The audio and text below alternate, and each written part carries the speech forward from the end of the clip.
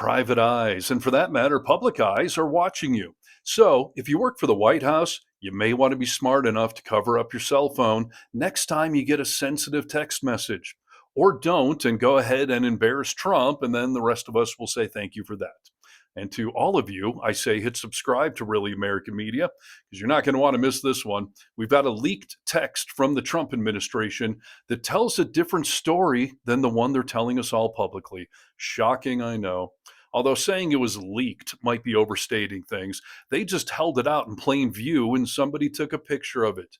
Geniuses. And this display of incompetence involves two Trump cronies. First up is Scott Bessent. He's the Treasury Secretary, who might be best known for nearly beating the shit out of Elon Musk. The White House addressing reports of a physical altercation between Elon Musk and Treasury Secretary Scott Bessent earlier this year.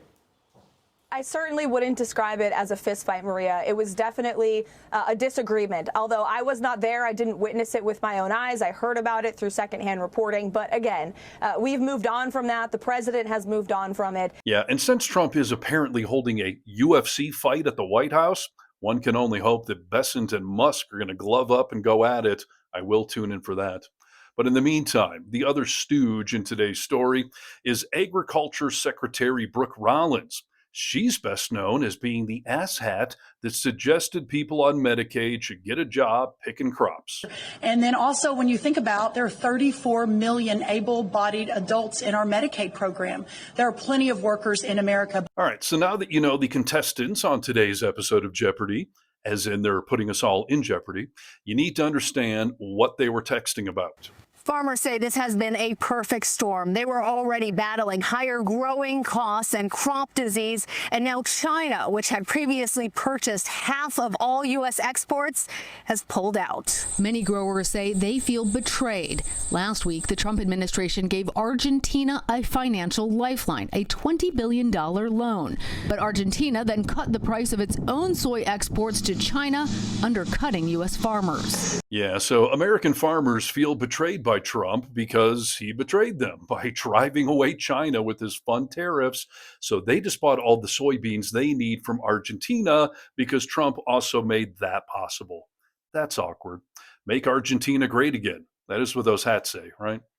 But of course, Trump is never going to admit that he made a mistake. So it's a good thing we've got Scott Bessent and Brooke Rollins to do it for him, because Scotty Boy just let someone take a picture of a text he got from Brooke, and it shows that the Trump world is freaking out about all of this soybean stuff. It said in part, "Just a heads up, I'm getting more intel, but this is highly unfortunate. We bailed out Argentina yesterday, and in return, Argentina removed their export tariffs on grains, reducing their price to China at a time when we would normally be selling to China. Soy prices are dropping further because of it. This gives China more leverage over us." Yeah, Brooke then sent Scott another text at 3 a.m. that just said, "You up?" Here's actual footage of what happened next.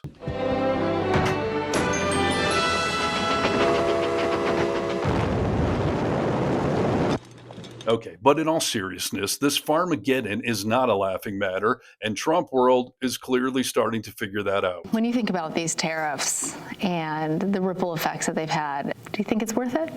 You know, you hope that possibly in the long term, they would be helpful. Currently here in the short term, no, it's really killing us.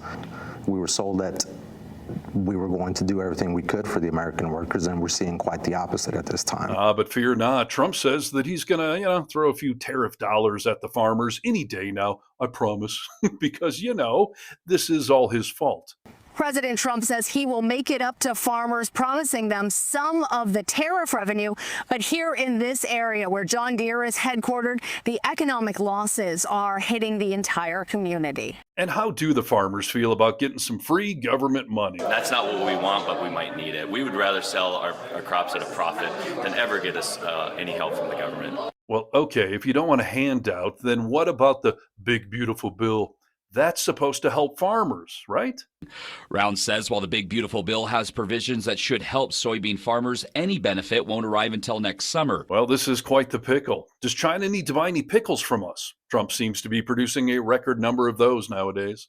But hold on, here's the thought. What about new farm equipment? Maybe now would be a good time for American farmers to invest in some new gear to help them compete better on the global stage. I mean, after all, Trump said everything is cheaper now. New equipment costs have increased by 60% in the last 8 years. John Deere, a U.S. manufacturing icon, says U.S. tariffs on steel and aluminum will cost them $600 million this year. Well, I don't know. Maybe China read the art of the deal and they're just bluffing. I am sure they're going to buy a ton of American soybeans any day now, right? And China's purchases of Argentine beans indicates they don't want to buy U.S. soybeans at any price. Certainly looks like China would like nothing more than to cause havoc, if you will, due to the fact that we have put tariffs on them. Well, shit. I guess that's why they call it a Farmageddon and not a Pharmapalooza. That'd be fun. Here's the only good news I have for Scott Bessent and Brooke Rollins. You're not the only Trump jackasses that got caught showing off your notes in public. Nearly a week after Federal Bureau of Investigation Director Kash Patel's extensive 5-hour testimony before the House Judiciary Committee, a note he wrote to himself has garnered significant attention online. The handwritten words are clearly visible in a photograph captured by photographer Wynn McName. The note, written in blue ink on Patel's official stationery, reads, "Good fight with Representative Eric Swalwell. Hold the line, brush off their attacks, rise above the next line of partisan attacks." A journalist shared the photo on his social media account on Friday, and it has since been viewed over 5.3 million times. Yep, these are the people running our government. Sleep well. Hey, is it 2028 yet? When do we swear in President Newsom? Is that tomorrow? All right, in the meantime, I'm going to ask you to like this story, comment below, and get vocal.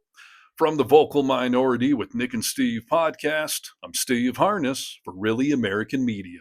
So I'm saying to them, we want your money. You should stand up and donate to Farm Aid so that we can give it to the human beings, the Americans who made this happen, who made it so that there was something to use.